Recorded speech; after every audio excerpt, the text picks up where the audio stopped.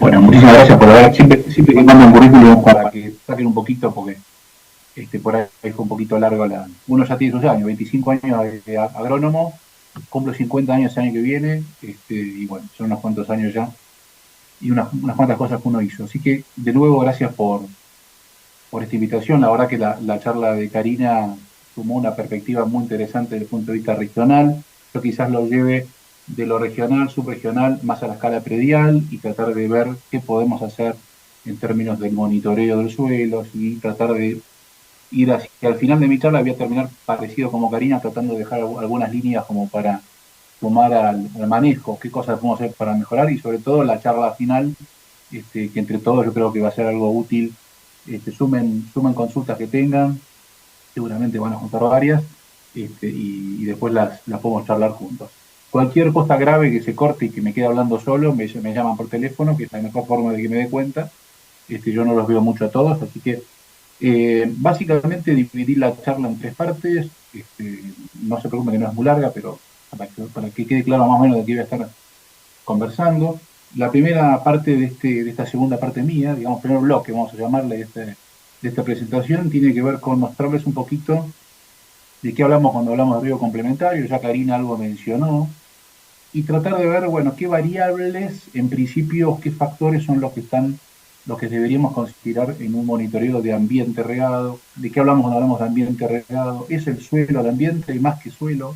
El tema del agua, lo que dijo Karina. Todas esas cuestiones como de marco para después irnos ya más a la escala más predial y ver la cuestión del monitoreo, qué variables evaluar, qué cuestiones mirar desde nuestros suelos regados como para saber si estamos haciendo un manejo adecuado o no desde el punto de vista de la calidad. Entonces, en la segunda parte voy a ir a ese aspecto, ¿cierto? Ya vamos a ir viendo qué aspectos de los suelos mirar, cómo diseñar, cómo elaborar una propuesta de monitoreo. Ahí me voy a poner desde el punto de vista del asesoramiento profesional, tratando de basarme en lo que tenemos a nivel científico, que estoy en la misma línea con Karina, hemos hecho muchísimas cosas juntas, casi todo lo poco que hice bien hecho fue con ella, así que gracias Karina por haberme considerado en los estudios que hicimos juntos.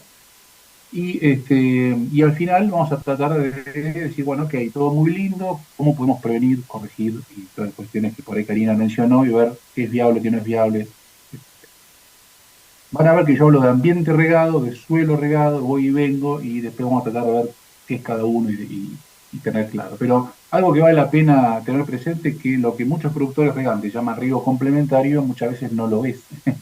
Digamos, uno observa en este mundo tan heterogéneo que tenemos de productores regantes que a veces el riego complementario, que tiene como premisa el agregado de una lámina en un determinado momento y una lámina de baja proporción en términos del agua que recibe un cultivo, a veces tenemos un riego complementario que es bastante más intensivo. Sobre todo se da en productores que hacen producciones de semilla o otros tipos de sistemas más intensivos, donde aún estando en una zona húmeda, subhúmeda, se riega con láminas que superan inclusive el uso consultivo de los cultivos. Entonces, digamos, a veces eso, cuando el agua tiene problemas de calidad, como contaba Karina, que hay alguna cuestión hidrogeológica regional, que el RAS tiende a ser alto, aunque depende bastante del acuífero, ¿no es cierto? Y también depende del pozo, ¿no? Porque cuando uno va de la escala regional a la escala predial, también uno encuentra mucha variabilidad y eso vale la pena tenerla presente. Entonces, muchas veces uno debería poner el foco en que lo que uno habla de riego complementario no lo es, y entonces tratar de, ya dejamos un pequeño, ya se supone lo que pretendo decir, que es que por ahí hay que regar con más eficiencia y ser mucho más racional en cuanto a las láminas que estamos manejando.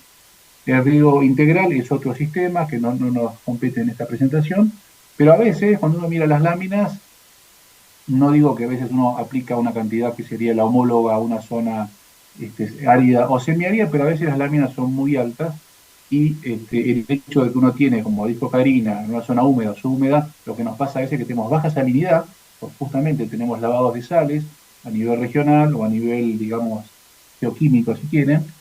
Entonces, el hecho de manejar sistemas con baja calidad, con baja conductividad eléctrica y estar regando con láminas de alta volumen con aguas bicarbonatadas sódicas nos ofrece un desafío no menor. Esta es una tabla que yo la tomé de un manual de riego australiano que está pensado para riego integral, pero me gusta porque me juntó, me reúne varios factores que yo considero. Y la idea de este esquema es que los números 1, 2, 3 son, digamos, factores de jerarquía. Lo que está arriba, en definitiva, son los factores jerárquicos. Entonces, si uno mira este esquema y siguiendo un poco con lo que decía Karina, calidad del agua y propiedades del suelo, o sea, el suelo y el agua, es fundamental, ¿no es cierto? Y el otro gran factor que debemos sumar cuando uno va evaluando los demás factores es el cultivo, la dinámica de sales en la zona de las raíces, que Karina comentó algunas cuestiones. Acá no hay una fracción de lavado propiamente dicha, sino que la propia lluvia hace ese factor. No estamos hablando de riego integral ni riego localizado, ese tipo de cuestiones, pero en definitiva la cuestión de la salinidad, la cuestión de la sodicidad y salinidad en la zona de las raíces debemos considerarla. ¿Por qué? Porque a veces cuando uno tiene sobre todo sodicidad en este tipo de ambientes podemos tener degradación física, que después vamos a evaluar, vamos a ver cómo la podemos medir y tratar de llevarlo a un esquema de monitoreo práctico. Entonces, en definitiva, las prácticas de manejo y lo que es la productividad y la tolerancia a las sales, todas esas cuestiones van a ser resultantes, en definitiva, de todos estos factores. Pero el mensaje aquí es el análisis del agua y la evaluación del suelo, y ahí hablo de ambiente regado, que es, el ambiente regado es el cultivo bajo riego, que está en un suelo, pero también hablamos del agua que toma ese cultivo, ya sea de acuíferos, de canales o lo que sea, y debemos entonces sumar esas variables en el diagnóstico de lo que es la calidad del suelo regado, del ambiente regado, ¿sí? Entonces, antes de ver cómo hacemos un monitoreo, o cómo podemos pensar y diseñar un plan de monitoreo pensando en un determinado productor, me parece que es interesante siempre recordar que antes de ir a evaluar una situación a escala predial de un lote en un determinado predio, etcétera, que es algo que por ahí no necesariamente se hace, es ver un poquito los suelos que tenemos en la zona. Karina habló de la escala regional, subregional. Uno mira aquí en esta figura las regiones geomorfológicas que tenemos en las distintas zonas productivas, nos encontramos que evidentemente es mucho más variable de lo que uno piensa. Uno dice, bueno, es un molisol pampeano, vino el Loes y voló y demás, y la verdad cuando uno mira con detalle nos encontramos que hay bastantes diferencias en lo que son las regiones geomorfológicas, y por lo pronto saber de qué suelos vamos a encontrarnos cuando viajemos a los campos, y y de alguna forma ver qué limitaciones podemos tener. En cada zona de estas, si uno agarra una de las regiones, abajo tienen el epígrafe de esta figura, que es un muy lindo trabajo, eh, van a ver que cada una de esas zonas tenemos factores que limitan, son factores, digamos, son limitaciones permanentes de los suelos, tenemos riesgos distintos, limitaciones productivas. Entonces es lo básico que debemos tener presente, ¿sí? Lo deseable es, además de ese conocimiento regional, es tener alguna información a escala de detalle, y ahí estamos hablando ya de una caracterización de suelos más profunda. La cartografía a escala de detalle es algo que no está muy de moda y es algo que vale la pena tener, es decir, un mapa básico de suelos, un mapa a una escala 1 a 20.000, por ejemplo, donde uno pueda evaluar los suelos a una escala que es la que tenemos que considerar para la planificación de uso de las tierras. Y eso a veces por ahí no es tan común, o muchas veces usamos mapas de ambientes.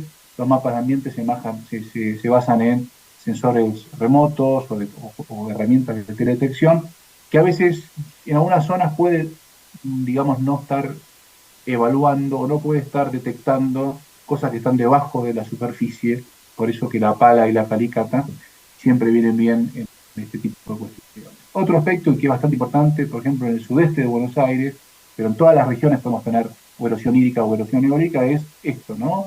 Ver si hay erosión hídrica, si hay erosión eólica, si el campo está haciendo ya una práctica, digamos, de control de esa erosión, y a veces nos encontramos en campos. Yo he ido a hacer estudios a campos que por ahí directamente los círculos de riego, yo lo he visto en Entre Ríos, pero también en Buenos Aires, a veces se está regando en suelos que tienen una marcada erosión actual, ya sea que se vea por los flujos laminares o inclusive surcos que se están formando o cárcavas, y a veces no se tienen en cuenta o no hay prácticas de sistematización. Entonces ahí sí hay un mayor riesgo de tener problemas de deterioro de la calidad física, y entonces es un aspecto del marco de referencia que deberíamos tener presente, ¿sí?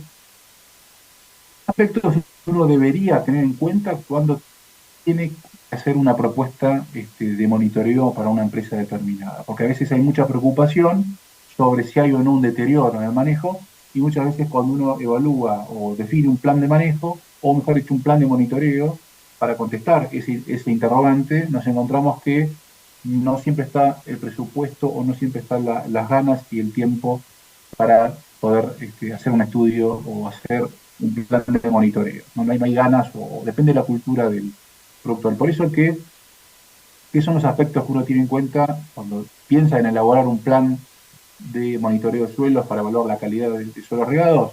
La empresa contratante y su cultura parece mentira, pero muchos agrónomos tenemos que también manejar algunas cuestiones de psicología y de sociología rural, en el sentido que nos encontramos con perfiles que por ahí están muy preocupados, pero poco ocupados en mejorar estas cuestiones, y por ahí hay otros casos distintos que por ahí hay productores que estarían preocupados y no tenían el conocimiento sobre lo que estaba pasando. Entonces, la empresa y su cultura, la empresa que nos puede contratar cuando uno va a hacer este servicio, es importante. Después, toda la información de contexto, rotación de rendimientos, cultivo servicio, información de suelos, información de aguas, es muy importante para el contexto.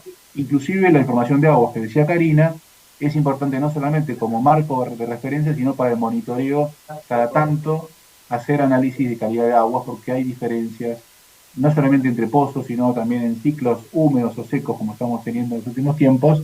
Encontramos la cuestión hidrogeológica en algunos acuíferos, el pampeano, por ejemplo, puede llevarnos sorpresas en cuanto a que la calidad varíe.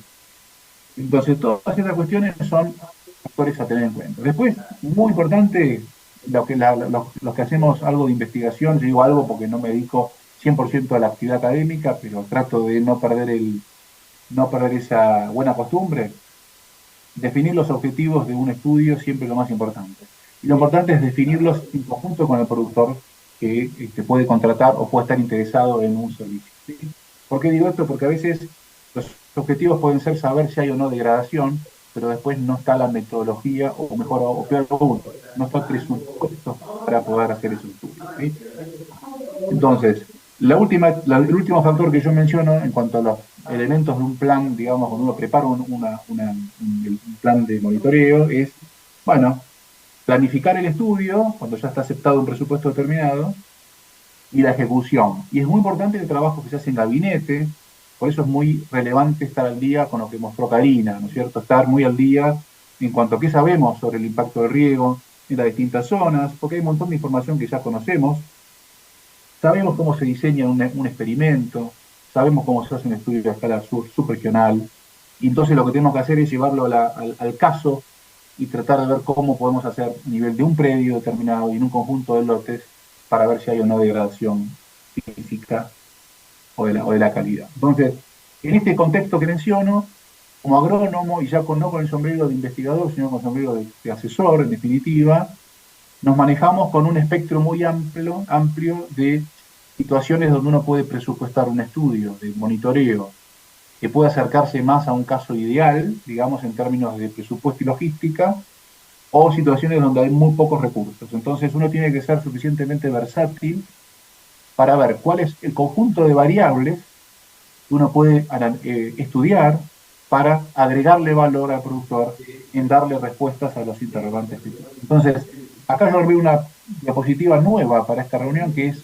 bueno, más o menos cómo yo pienso cuando tengo que asesorar a un determinado productor en términos de, bueno, yo tengo bastante claro lo que hay, información científica, estoy muy al día con Karina, con gente que está haciendo siempre estudios que también tienen bastante claro la realidad productiva. Entonces, básicamente cuando uno hace una lista de qué indicadores uno tiene en cuenta, normalmente desde el punto de vista, por lo menos lo que yo considero, lo primero es tener un mapa básico de suelos, que es muy difícil que lo paguen a veces porque se piensa que es muy caro o no se considera que es muy caro para lo que aporta. El mapa básico de suelos, que es un mapa a escala de detalle, 1 en 20.000, es el gran inventario de la aptitud de suelo. Nos permite saber cuál es la aptitud real de un suelo, cuáles son las limitaciones permanentes, cuál es entonces el manejo adecuado. Si uno puede tenerlos es muy, muy importante. Después, Karina mostró todos los indicadores que hoy estamos viendo como sensibles al efecto del riego, el pH, la conductividad eléctrica, el porcentaje de sodio intercambiable. Yo acá sumé variables que las agrego cuando yo pienso en un monitoreo integral de la calidad del suelo regado, más allá de la salinidad y la sodicidad, que sería un poco esta lista, que es una lista incompleta, donde hay algunas variables donde por ahí le veo menos utilidad o más inconsistencia para diagnosticar cuando yo tengo los resultados, como la matemática particulada, pero digamos, muchas de estas variables yo ya tengo, al ver los resultados en el tiempo y los cambios temporales, yo ya puedo tener una idea si estoy bien o estoy mal, y eso es muy importante para el monitoreo, poder saber dónde estoy parado y poder concluir entonces cuál es el manejo y la perspectiva y la perspectiva hacia adelante, ¿no es cierto? Entonces acá sumamos, fíjense que estoy sumando propiedades fisicoquímicas, químicas, y siempre sumo, cuando uno puede pensar en un poco utópicamente, lo que contaba Karina de indicadores que evalúan la calidad física, la calidad estructural. Por ejemplo, el test del estallido o el drop test es un método muy práctico para hacerlo y es una forma de medir in situ la calidad estructural, la calidad física, más allá de que yo pueda tener un proxy como el PSI, que por ahí nos permite saber si tengo un riesgo de digamos, de tener un problema de deterioro. ¿Por qué digo esto del proxy? Porque como decía Karina, yo en mi experiencia práctica y profesional no estoy viendo a veces tanta consistencia entre los niveles de PCI y lo que estamos viendo en la calidad estructural. En definitiva, hay como una especie de gran patrón de degradación en los campos, con mayor o menor calidad estructural, pero en general no muy buena, ¿sí? Con algunos casos extremos malos, y el PSI normalmente, si yo tomo solo el PSI como un estimador y no mido nada físico, me quedo con una parte de la película, ¿sí? Es como una ecografía que ves algo y no vas a ver si hay algo peor o qué tenés, digamos, ¿no? Para hacer el paralelismo médico. ¿Qué pasa a veces? Uno propone un determinado plan y por cuestiones de presupuesto, logística, lo que sea, uno va como llevándolo a el plan más, bueno, al plan más realizable desde el punto de vista logístico, económico. Y ahí entonces uno empieza a recortar cosas, las propiedades químicas clásicas y bien conocidas de calidad de suelos las dejamos en general, el PSI también.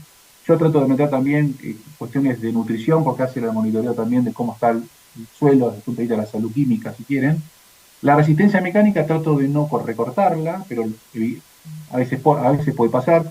Yo trabajo más que nada con penetrometría digital, que te permite hacer una buena cantidad de determinaciones y eso suma. La calidad estructural trato de dejarla, aunque sea opcional.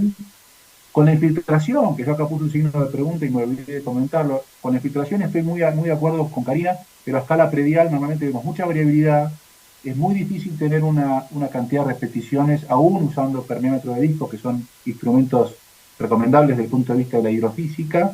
Cuesta mucho tener muchas repeticiones y a veces no termina de agregar valor, termina siendo un muy buen dato, muy lindo para hacer un gráfico, pero que no termina más que de representarte lo que está alrededor de esos permeámetros. Entonces, para mi gusto, la penetrometría mata infiltración cuando uno puede y sobre todo si uno ya midió la calidad estructural, ya de alguna forma tiene una medida directa de cómo está la salud física. Entonces, como están viendo ya a partir de lo que estoy comentando, el conjunto de variables es más importante a veces que cada una, ¿no es cierto? Es como el médico clínico que va sumando más información y con esa información va a ser un diagnóstico más preciso. Y la propuesta básica es un poco más que nada el foco en salinidad, sodicidad y no mucho más, y eso te permite tener una primera etapa de decir, bueno, sí, estoy muy alto en RAS o PSI, y de ahí hacer alguna estimación. Con respecto a esto último que decía, del PSI, la calidad estructural y demás, este es un ejemplo de un campo real, no voy a dar el nombre para no se ponga nervioso, y voy a pasar rápido para que no miren mucho los datos, pero lo que a veces vemos es esto, ¿no? Vemos esto es una evaluación en un campo, esto es campo ondulada, pero es extrapolable porque a veces se ve en otras zonas. A veces uno ve esto, ¿no? El mismo predio que supuestamente riega los mismos cultivos, con la misma agua y rotaciones no muy distintas, te encontrás con este patrón bastante variable de niveles de sonicidad. Yo uso este criterio de, bueno, más de 5, 5 a 8, más de 8. En general, lo que decía Karina, o por lo menos, no sé si lo dijo, pero lo digo yo, 5 de PCI es un valor de referencia, pero la verdad es que no está calibrado a nivel de subregión. Uno toma un valor de referencia 5, pero podría ser menos el valor. Pero en definitiva, lo que es interesante, si uno mira estos niveles de PCI y los mismos lotes, mira cuestiones que tienen que ver con la calidad estructural, que Karina hizo referencia, por ejemplo, acá están términos de puntajes, ¿no es cierto? Pero si uno mira lo que es la proporción de terrones y agregados mayores a 10 centímetros, o estructuras laminares, lo que te encontrás es que lo que están por ahí, vas a buscar acá en un círculo que está muy mal en PSI y no necesariamente está muy mal en estructura y en compactación. Por ejemplo, aquí abajo en esta tabla ven, para los mismos ambientes, que casi todos los círculos tienen una compactación muy marcada, que está entre 5 y 20, muy alta. Eso está más o menos en capacidad de campo, ¿no? Con promedios o con una mediana, si quieren, de resistencia mecánica de 0,40, no muy alta, por debajo del umbral de 2 megapascales, pero con máximos muy altos, ¿sí? En esa sección de control de 40 centímetros. Entonces, ¿cuál es el corolario de esto? Ver el PSI me permite tener un proxy de lo que puede pasar en el funcionamiento hidrofísico del suelo, pero después tenemos que ir a ver cómo está ese funcionamiento hidrofísico. Si podemos medir infiltración y se paga el costo y demás, porque yo no estoy hablando de experimentos de tipo científicos, bienvenido. Si no, para mí la penetrometría digital y el test de estallido, lo que es el test de la calidad estructural, la propuesta digamos, que hizo Guille Peralta en el libro de Reside, ¿no es cierto? Ese librito tan lindo publicado en el 2019, es muy práctico y uno lo puede validar en otras zonas y más o menos buscar esos parámetros. Algunas fotitos de todo esto, cómo trabajamos o cómo se evalúa a campo, nada nuevo bajo el sol, pero a lo que es penetrometría digital, que vemos aquí, acá vemos también cómo se opera con un penetrómetro digital, que te permite hacer una gran cantidad de mediciones a nivel de lote, vamos a ver dónde, cómo lo estamos haciendo, pero nada más que, digamos, instrumentales no muy complejos, pero que, bueno, agregan valor. Todo lo que es la evaluación de estructuras laminares, el test del estallido y en la parte superior derecha, que Karina hizo referencia, nos permiten tener un buen panorama de lo que mencionaba. Los muestreos compuestos, ¿no?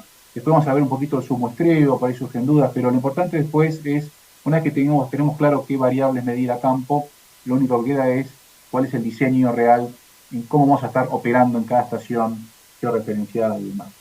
Cuando uno ya tiene una idea de esos indicadores que va a estar midiendo a campo, uno lo que define es, ok, ¿cuáles van a ser los sitios de muestreo? Y acá es donde tenemos todo un espectro. Campos que tienen mapa de suelo, raro, a escala de detalle, pero pueden ser grupos CREA, que tengan mapas de suelo. Tecnoagro hizo casi todos los mapas de suelo de los grupos CREA. Piensen que Tecnoagro tiene más de 60 años. Lamentablemente quienes hicieron los suelos ya no están, Luis Verazategui, muchos hicieron Isuno, Luis Barberi, pero a lo que voy es que uno define los sitios donde va a establecer estos puntos de referencia para el monitoreo, llamémosle estaciones de muestreo referenciadas.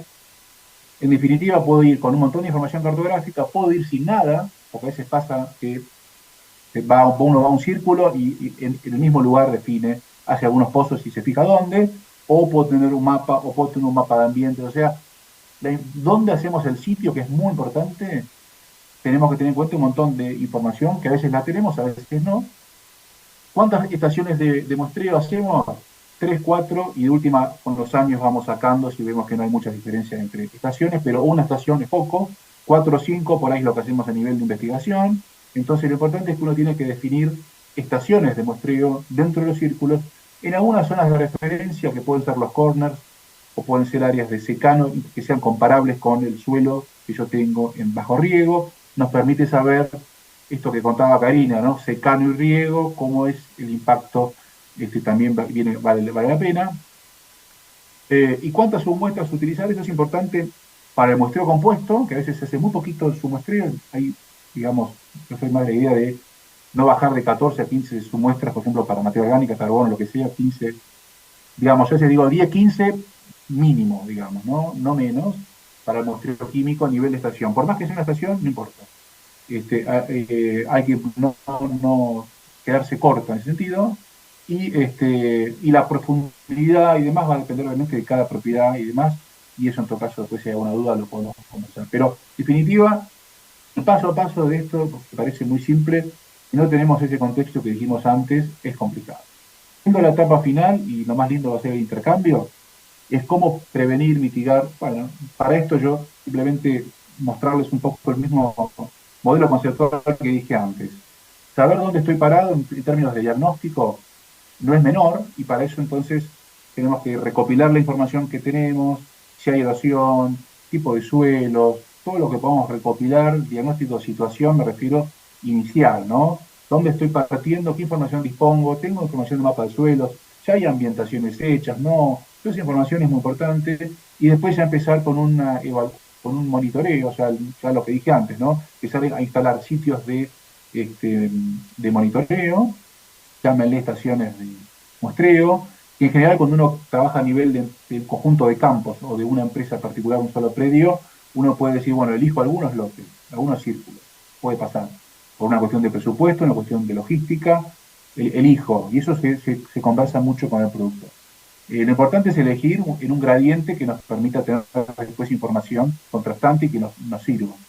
Y después lo más importante es que ese monitoreo nos va a dar la base para después a futuro definir las prácticas preventivas y correctivas que decía Karina. De cada práctica se podría hablar un montón, pero en definitiva todo esto que mencioné como un esquema es lo que uno por ahí considera más desde el punto de vista de concepto en lo que es la gestión integral de ambiente regado. No es solamente el suelo, son los cultivos, es el agua que estamos usando para regar.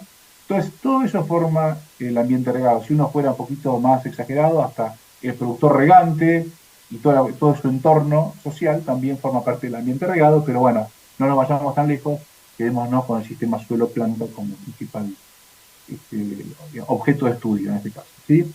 Eh, un poco siguiendo la línea del final de la charla de Karina, y que casi todos terminamos siempre con listas lindas y teóricas un poco, pero es así.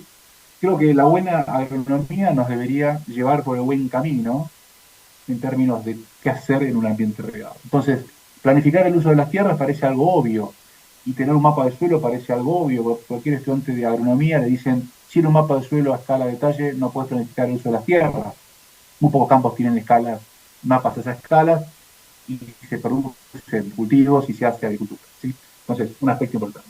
Minimizar el tránsito de maquinaria, difícil para la cultura de contratistas de Argentina, pero por lo menos sí podemos quizás transitar en algún momento cuando la humedad se ubique en contenidos hídricos adecuados. Karina trabajó mucho en eso, hay límites críticos de humedad que están asociados a los niveles de materia orgánica de los suelos, y uno puede definir con qué nivel uno puede transitar o no, por lo menos tratar de minimizar esa cuestión.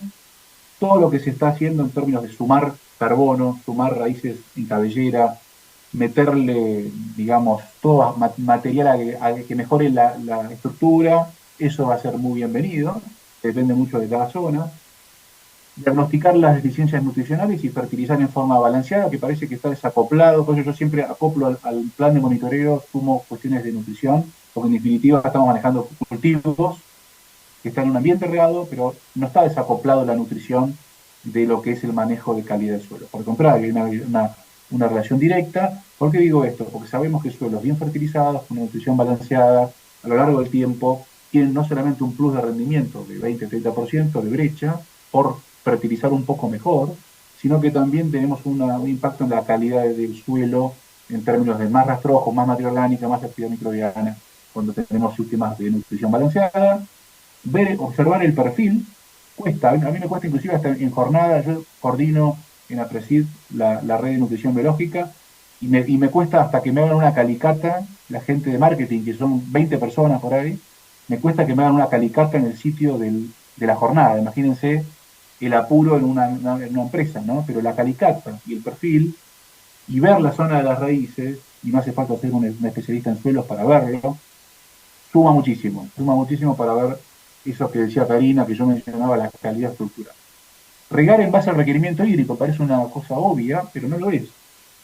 Yo lo veo bastante frecuentemente que no se riega en base al requerimiento hídrico, y hay un desacople tecnológico muy grande entre lo que yo veo a veces en cultivos intensivos que se usan a nivel global y en Argentina, y aún si uno ve cómo se hace agricultura en cultivos extensivos bajo riego, en otros países por ahí hay bastantes cosas por agregar, creo yo, en lo que es, digamos, no solamente medir cuánto riego, sino censar el agua, el estatus hídrico del suelo y tratar de ser más eficiente en el uso del agua, ¿cierto? O sea, por ese lado hay cuestiones para mejorar.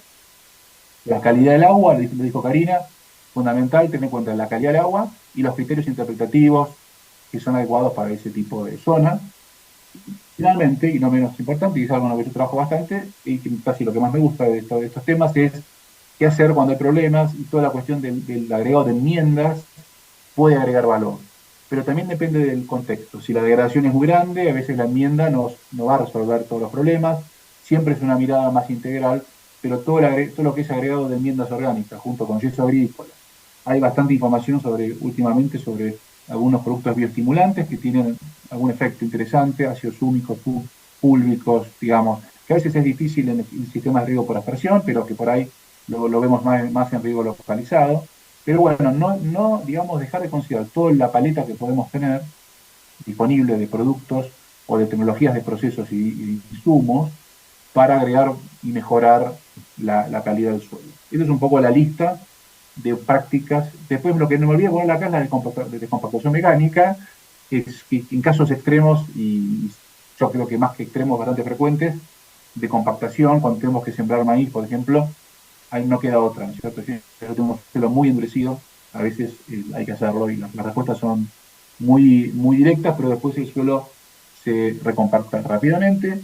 Muchas gracias por escucharme y vamos a lo más lindo, a hacer las preguntas y el intercambio. Si es que me escucharon, yo no escucho nada. ¿Están todavía despiertos? Sí. ¿Me escuchás, Martín? Bueno, muchas gracias. Leandro habla. La idea de convocarlo tanto a Martín como a Karina fue complementar la visión que se había dado en la jornada de Balcarce, sobre ahí hubo un panel de calidad de agua y efectos de agua sobre el suelo, y bueno, y queríamos sumar otras voces, así que bueno, queda abierto para preguntas, ya sea de la gente. Tenemos 15 personas participando vía virtual y somos otros 12 o 13 acá en presencial en Balcarce.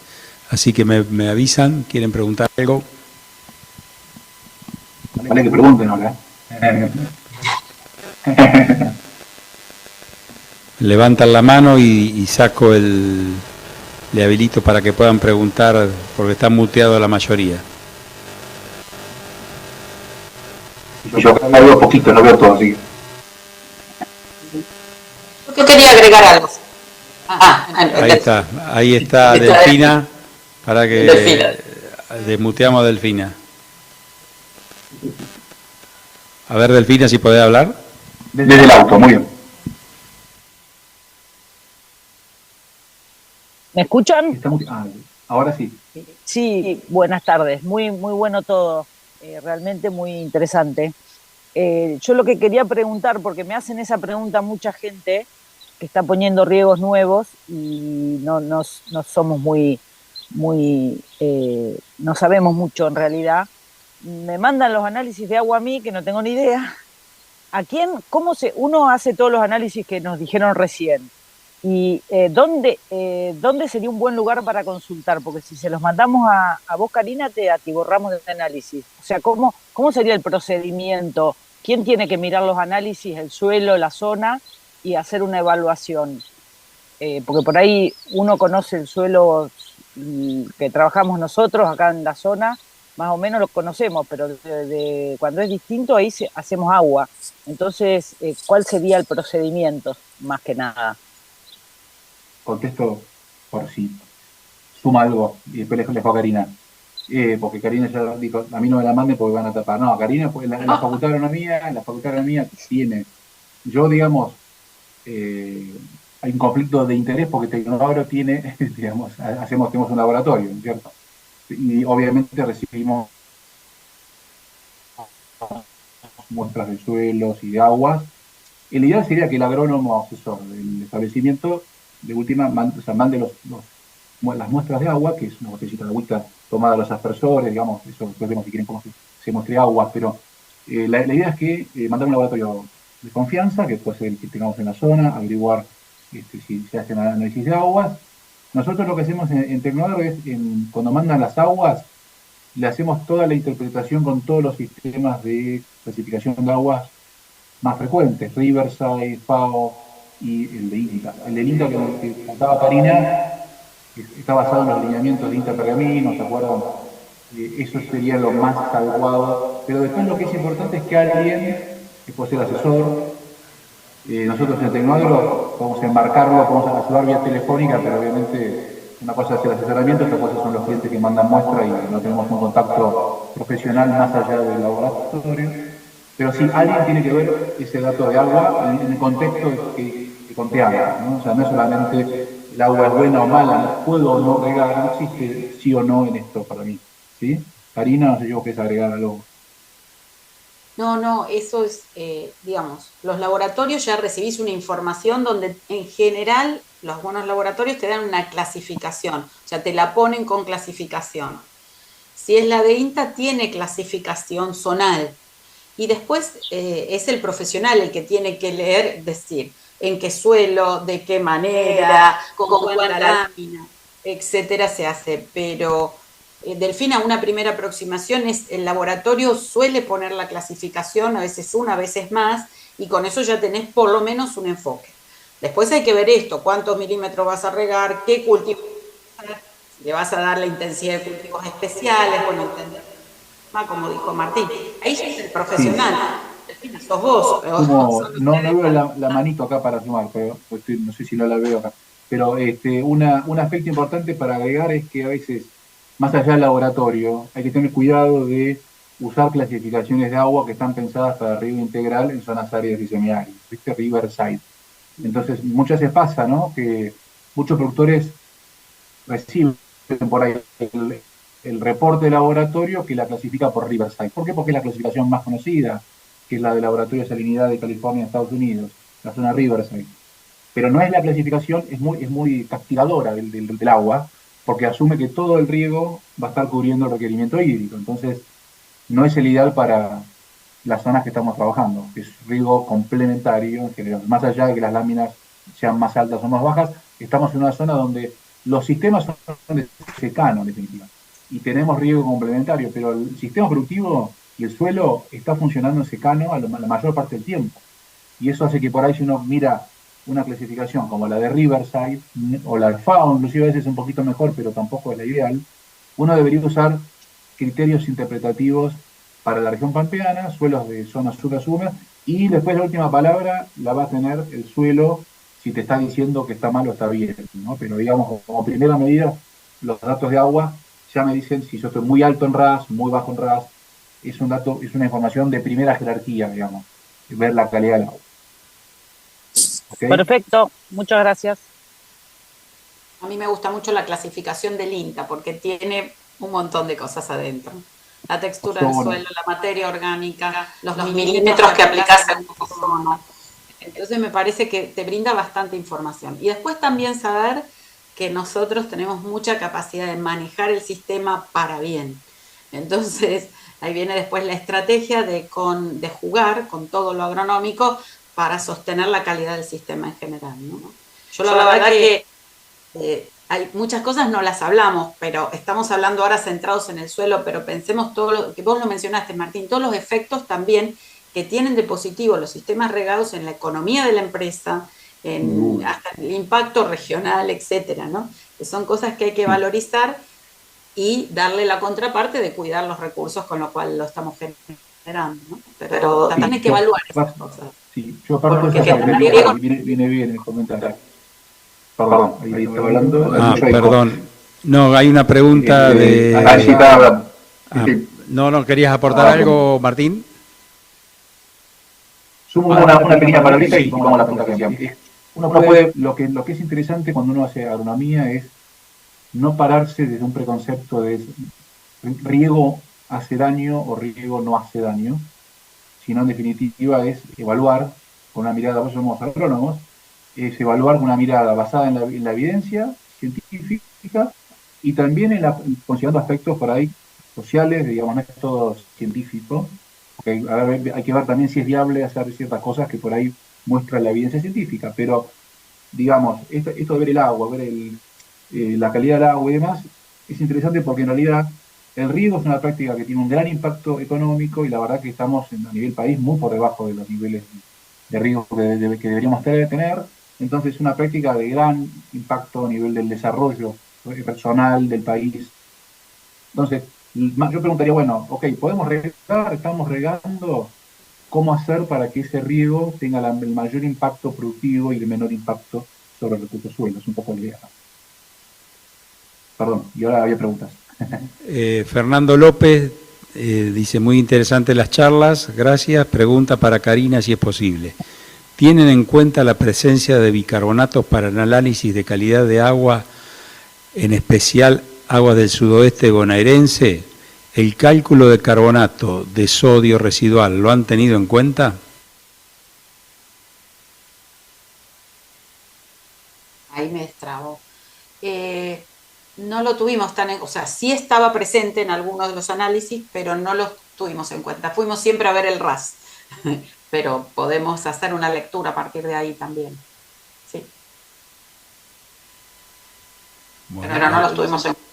O sea, nos fijamos siempre más en lo tradicional, perdón, pero en el RAS, en la conductividad, etc. ¿Alguna otra pregunta de acá de la sala?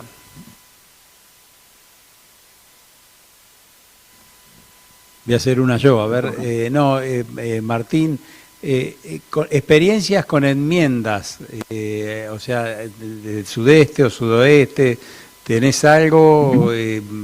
¿Han visto resultados, cantidades, datos así generales? No pretendo... Bien, buenísimo. Mirá, te cuento, así como Karina mostró un montón de información zonal respecto de cómo impacta el riego en la calidad del suelo, solicidad y demás, no tenemos la misma información científica respecto de cómo está funcionando el yeso o otras enmiendas a nivel regional, curvas. En eso hay como una especie de brecha de conocimiento, la verdad.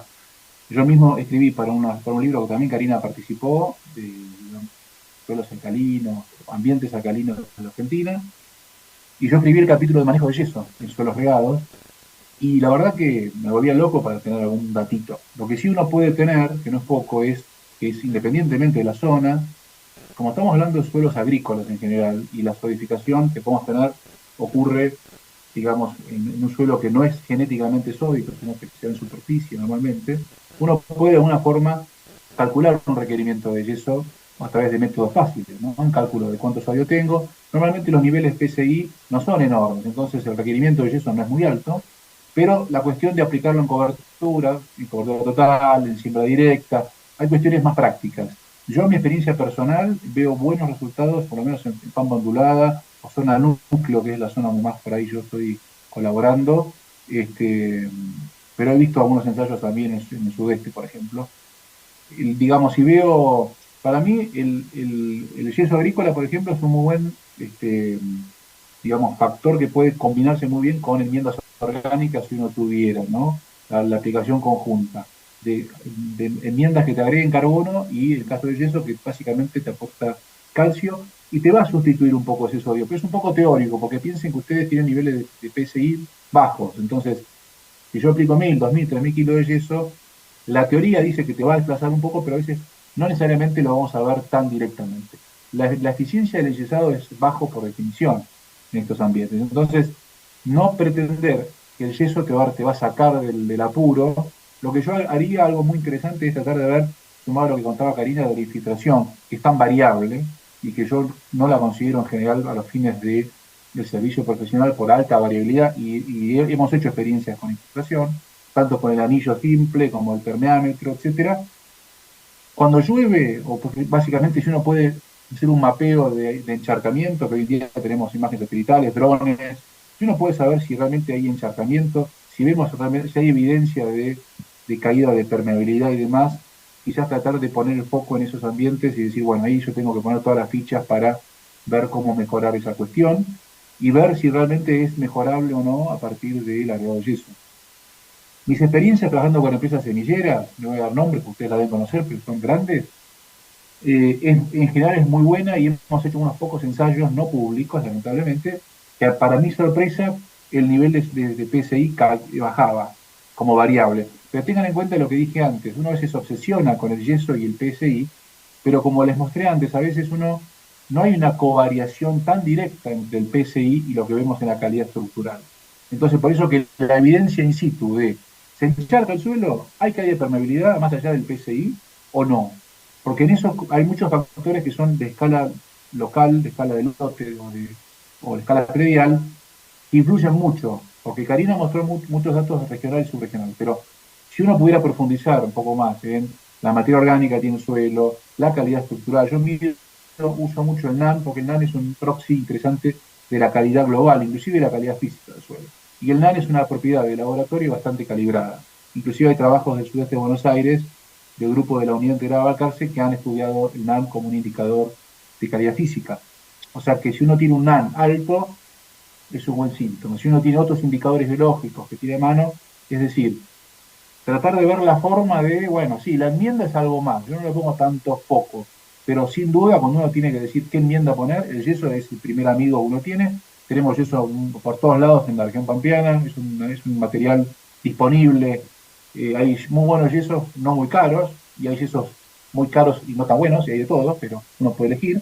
Y si uno tiene residuos orgánicos, efluentes, estiércoles, yo veo muy buen efecto de estiércoles, por ejemplo, en zonas semiáridas en San Luis, con clientes de la empresa, que el hecho de aplicar estiércol en forma recurrente, porque disponen de ese material y demás, te cambia la calidad, te aumenta la materia orgánica, tenés más nitratos disponibles para el maíz, tenés una mejora en el funcionamiento del suelo, físico sobre todo. O sea que buscarle la vuelta por ese lado está bueno. Y también el mismo manejo nutricional, porque cuando uno ve, en general lo que predomina son sistemas con deficiencias de nutrientes y uno no ve un manejo balanceado de la nutrición. Entonces, te estás encontrando que querés tener buena calidad en un suelo regado, pero en definitiva tu sistema, que es de secano fundamentalmente, y que regaste en un momento determinado, no estás haciendo un manejo virtuoso que vayas construyendo fertilidad. La idea es construir fertilidad en el tiempo. Lo mejor que uno puede hacer para no pegarse un palo, para decirlo en términos prácticos, es no construir fertilidad. Si uno construye fertilidad, vas a construir calidad física también, y en un año puntual puedes no fertilizar tanto porque es muy caro, pero siempre vas a tener ese backup de haber acumulado un poco de fertilidad. ¿Qué es acumular fertilidad? Y bueno, no tener deficiencia de fósforo, no tener deficiencia de micronutrientes, manejar niveles de fertilidad que los balances de fósforo no sean negativos, sino que estés manejándote por encima del límite crítico. La nutrición y el manejo del suelo, de estas cuestiones que parecen que están desacopladas, físicas, aspectos físicos, aspectos químicos, en realidad todo confluye en lo que nosotros hablamos a veces de salud del suelo, ¿no? Si uno hace prácticas de manejo que mejoran la salud, en teoría deberíamos mejorar dentro de esa salud la dimensión física del suelo y no deberíamos tener tantos problemas. Pero no estamos viendo ese mundo ideal, lamentablemente. ¿Sí? Cari, si quieres sumar algo. No tengo mucha curva para mostrar el yesado, ahora todo más de casuística. No. Respecto del yeso, yo creo que faltan hacer con seriedad ensayos, ¿viste? Y porque no hay una masa crítica suficiente como para dar recomendación. Y a veces, tal vez, como decía Martín, el yeso es una sal, ¿no? Entonces, también tiene un primer efecto, cuando uno lo agrega, que es de hacer flocular, porque aumenta la conductividad eléctrica, ¿no? Y mejora la infiltración. Entonces a veces vemos cambios que son favorables físicamente, que no están vinculados a un cambio trascendental en el PCI, ¿no? Entonces, pero la verdad que acá hay que trabajarlo, me parece el tema del yeso. Yo había hecho unos cálculos jugando de cuánto le metíamos con el ras del agua y los milímetros de sodio y cómo compensar eso con calcio, que era una manera, me parecía, de ir calculando cuotas pequeñas de yeso que uno va aportando.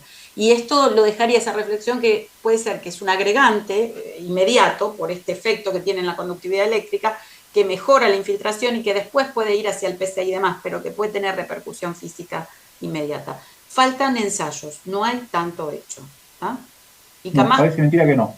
No.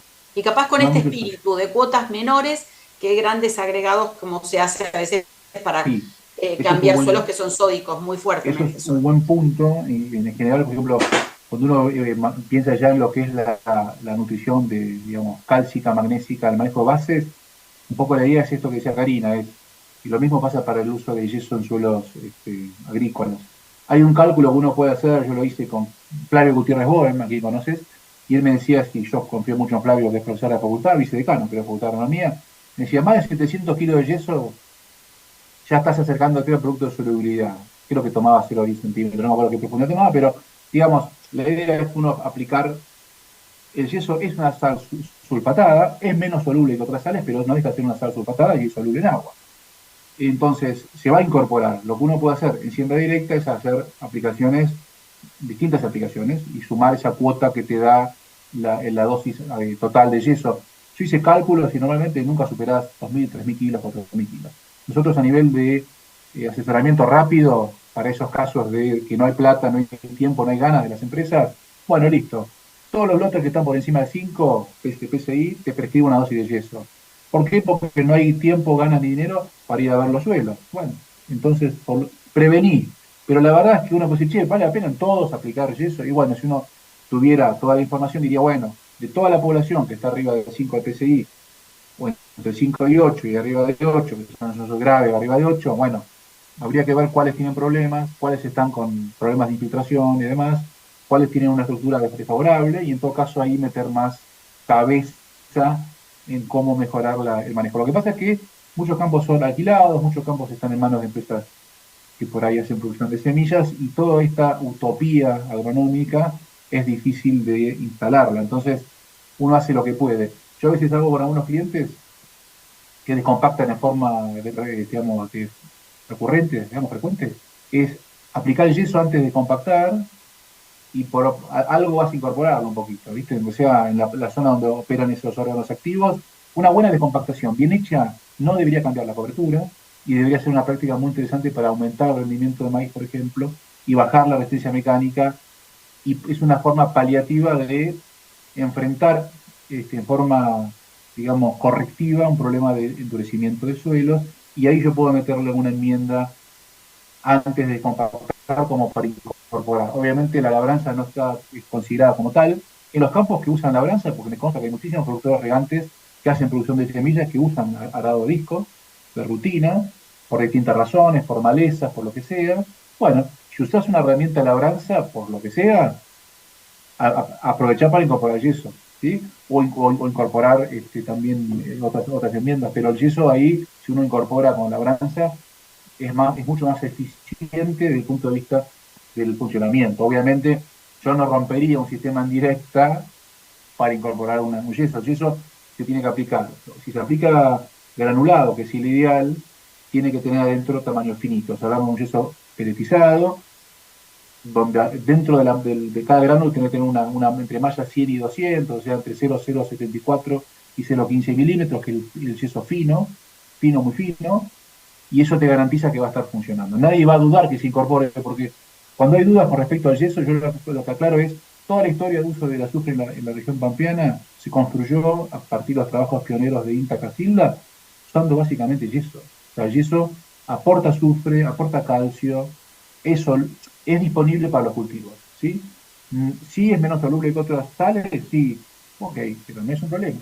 En todo el mundo se usa yeso y nadie se preocupa porque sea soluble en términos de la disponibilidad para el cultivo, ¿sí? Es una cosa, una especie de localismo que se armó con respecto al tema de la solubilidad, y sigue apareciendo cada tanto, che, pero el yeso yo tengo miedo que el azufre no esté disponible. Bueno, no. Para las dosis que uno aplica, 200, 300 kilos, el azufre está disponible, y si uno inyecta, entre comillas, con dosis arriba de 700, 800 kilos en cada aplicación, va a tardar un poquito más, pero a lo largo de las pocas semanas se va incorporando y demás, ¿cierto?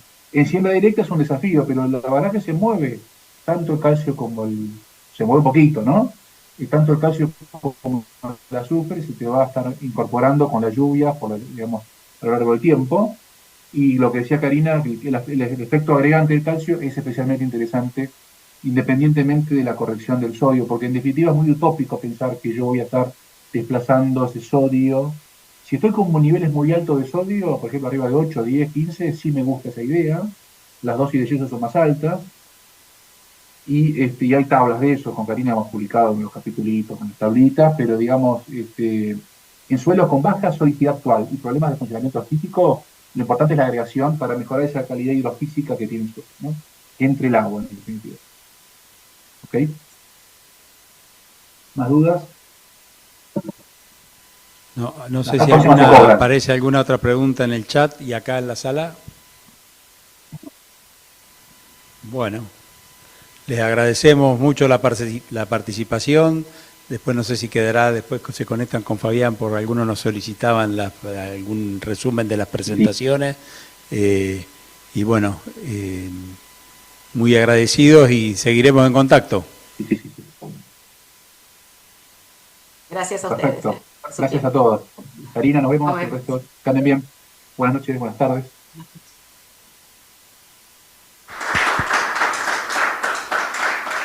Bueno.